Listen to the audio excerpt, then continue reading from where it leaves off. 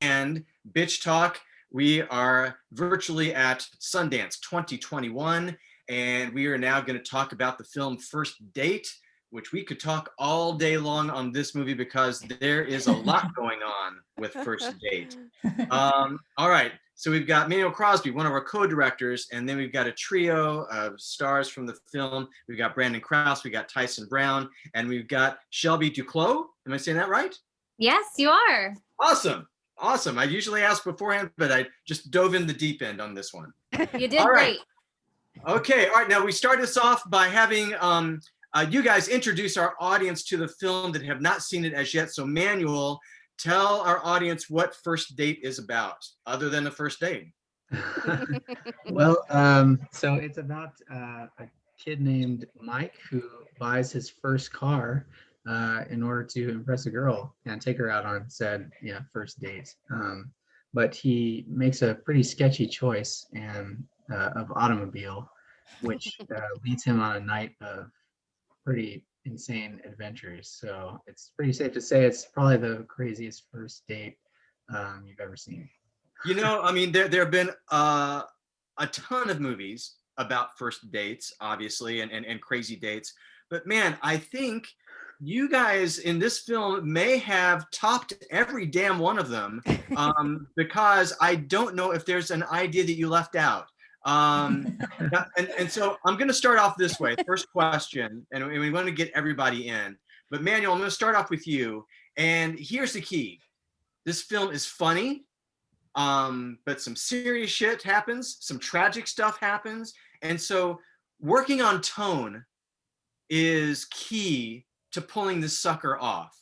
And so I would love for you to talk from the director's perspective of how you worked with your cast, with everything, editing, what have you, to make sure that you kept that tone correct throughout.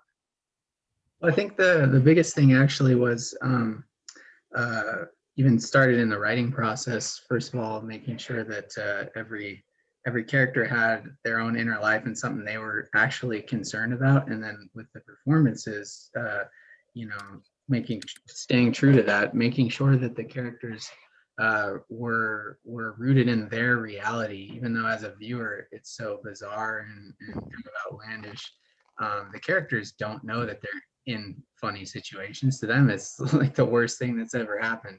And I think that's kind of the key of walking that tonal line to start with. So yeah, I love when filmmakers shoot in their hometowns. I mean, you really feel a difference in that. So I would love to talk about what it was like shooting in your hometown and how you gave it that local vibe. And also for our stars, you picked local actors, and how wonderful it was to be able to shoot, in your neighborhoods, and what you were able to bring to that as a local. Mm-hmm. Yeah, I mean, shooting in Valley Springs was great. Darren actually still lives there, and we've always kind of shot the films that he and I have collaborated on. We've always kind of shot in that general area of Calaveras County, so it's kind of a no-brainer. And it was great because Darren knew a lot of locations that were really eye-catching or interesting, or the make-out spot. Yeah exactly. So that was actually a blend of two locations, but the view was right behind his house, so we hiked up this hill and got this great shot. Anyway, so that was a huge benefit. And then in Valley Springs and kind of in our general film community, there's a lot of people willing to help out and excited to be a part of a production. So, willing to offer up their homes sometimes for us to film in, or, if we need a certain type of car, they may be able to help us out. They want to be in the movie, in small ways. And that excitement makes it really fun to shoot locally. And then not to forget the awesome cast and crew that we have in the area. There's so many talented people up there. That's how we got connected with Tyson and Shelby. Yeah, Tyson, if you want to start, I know you're a transplant from Georgia, coming to Sacramento. Who knew it would lead you to your first starring role in a feature? So if you want to start for all the actors of what it was like shooting in your hometown or your neighboring town. It was fun. It was just fun to see like the beautiful sunsets at night. Sometimes we'd kind of go into night shooting stuff. So like it was great to just kind of be outside rather like in like of a studio confined space. Cause like, you know, when we're not shooting, you just take time to breathe and relax and just take in the moment. And then when it's time to shoot, you're ready to go. You are refreshed and everything. So yeah, and then just shooting with everyone, it felt like a family. Once everyone got together and everything. So it was really great. It made shooting scenes a little bit easier and not like really stressful and stuff like that. So it was just a good time, honestly. I had fun. I feel like a kid, honestly. A scared kid. Yeah, Shelby, our resident badass. Yeah. Yes. I like that. Yeah, for me, it was, I've actually never been up to Valley Springs. It's probably an hour away from where I live, but it's super pretty up there. So the drive was really nice when I'd go there. But even just from like a personal standpoint, I was working a 9-to-5 job. So it being local was super helpful for me because I would literally just get off work and drive straight to set. And, you know, like, I mean, starting off, like that's very convenient for an actor. So there was that. And then since I was new to acting, I had started taking some acting classes. And so when we got to shoot the big scene at the end and there's a lot of the cast there, it was funny because I was like, oh, I know this person, that person, you know, because the local community where we live is, you know, it's big, but it's not like too big. So you actually run into a lot of other acting friends. And so I was like, I had no idea you were on this project. And so it was fun in that way too. Yeah, We Brandon. have to hear from Brandon. Yeah. Yeah. no. Brandon, let's hear from you on the aspect of, you know, what's wonderful throughout this film is characters that defy our expectations. And your character is really prime in that way, that, you know, that you're set up to be something, you know, initially on site. And, you know, and it turns out there's a little bit more there. So talk about the fun of doing that, and also working with our directing tandem to pull that off. Well, yeah, thank you guys so much for having us on, and thank you for bringing up these very specific examples. You guys have definitely watched the film. It sounds like you guys are fans. I appreciate that, first of all, so much. But yeah, I mean, Manuel and Darren, you know, didn't want just conventional characters. They wanted to defy the rules, and they wanted to, you know, shock the audience with these different colorful characters, and they did such a great job. When I played Chet, which is the jock who is kind of like counters Mike in trying to get Kelsey, right? We both want Kelsey. And you know, you think maybe I'm just another jock, you know, another asshole or whatever, douchebag, you know, whatever adjective you want to use. But then at the end, and I won't spoil it or anything, but I have this very vulnerable moment where you're like, oh my God, this guy's funny. And then with Manuel's, you know, finesse, we were able to collaborate during that scene and, you know, keep the seriousness of the stakes, but make it really comedic with his Nicolas Cage line. That's a big slap, you know? So I love that scene. I had an amazing time shooting with Manuel.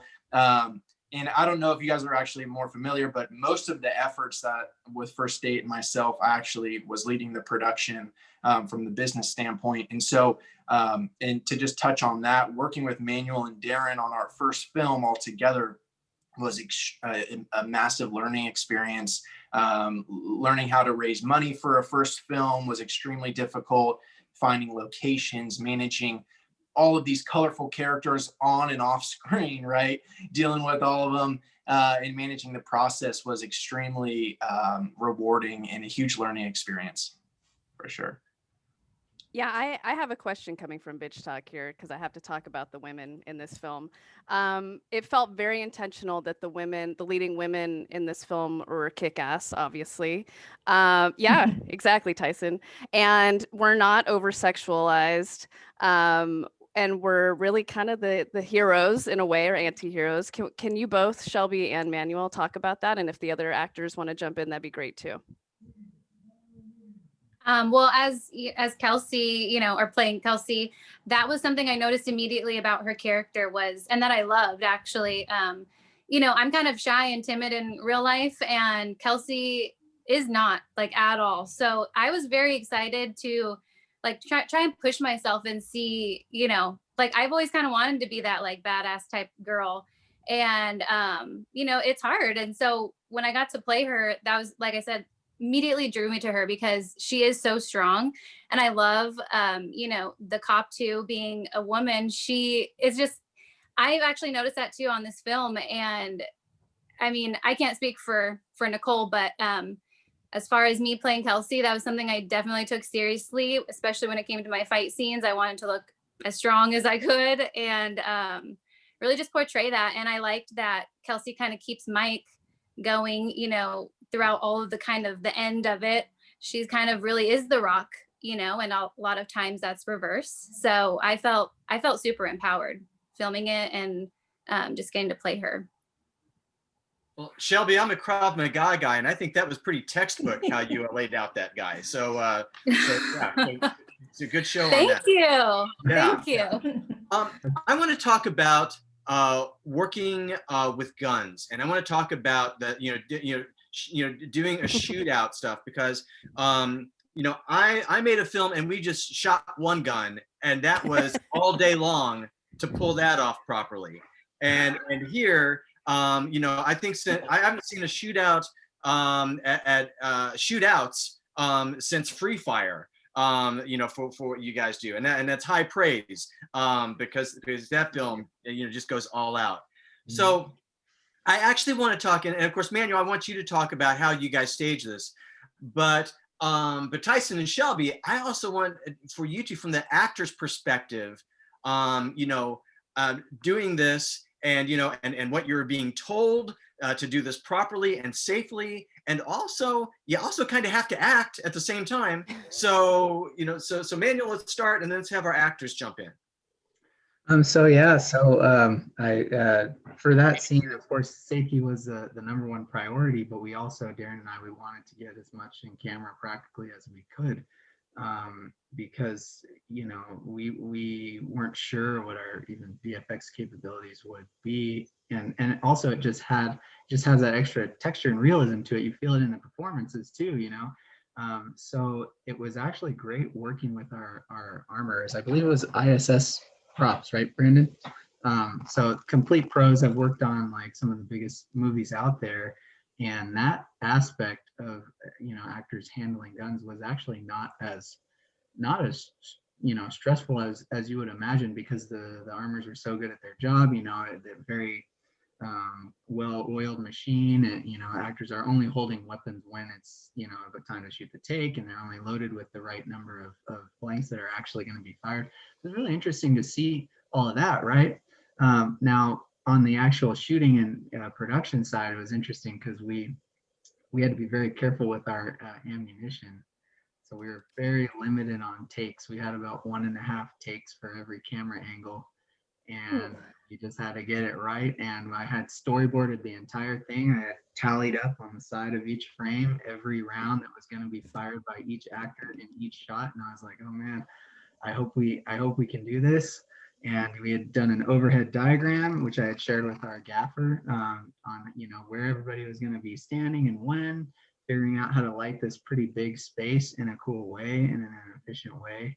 And you know, we did a couple other kind of practical tricks of, you know, bullet hits. We used dust paintballs, which are actually usually bear repellent, which they've done in movies like 310 to Yuma and things like that. We liked that in-camera look, you know, and then we were able to enhance some things here and there. But you know, it was so much fun. And when we had the first cut and it was actually working without any VFX at that time, it was like, okay, we did it, you know. And you know, being heavily inspired by, you know, movies like, you know, you mentioned Free Fire, and we also looked at like Way of the Gun and you know, Heat for the sound, stuff like that. It's like, oh man, Desperado, you know, it'd be awesome to do something like that. Anyway. And Tyson and Shelby, it's a lot to keep track of, you know, and stay on point with what you two have to deliver. Talk about it from your perspective. Tyson, why don't you go first? So with that whole array of like the ending scene, is that what we're talking about, right? Yeah. So it just made it even better because like hearing everything, you're just like, holy shit, like it's real. And So loud in there. yeah, it's so loud. So it makes it a little bit easier to kind of imagine yourself in just a dangerous situation because like it's the sounds and stuff are there. And so yeah, it made it fun because I grew up as a kid loving action movies. And so to finally do something like that, I was just like, yes, let's do it. I'm so excited. I was so pumped for those 5 days, 5 days to come up because like that was a dream come true for me as a kid. A lot of it like wasn't even acting. When we look scared, like at least for me, I think man remembers, like I was actually scared. It was really loud in there, and they were like dust balls that were coming out of some of these things. So, you know, I remember one of the scenes, they drew a line in this gravel and they're like, Shelby, you run to this line. Do not pass this line because we are shooting a gun. Like, right, you know, if you pass this line, you might get hit with, you know, one of the things.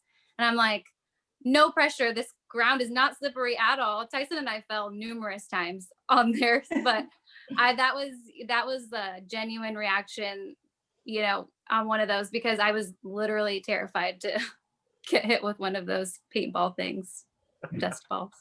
Yeah, I think that's really impressive because especially for a lot of first-time actors on a feature film, so there were no major injuries because guns aside, it was still really a violent, active film. I mean, we're so sedate in quarantine. I stand up and I pull a hamstring. Like, guys, nothing from you guys? No injuries on set?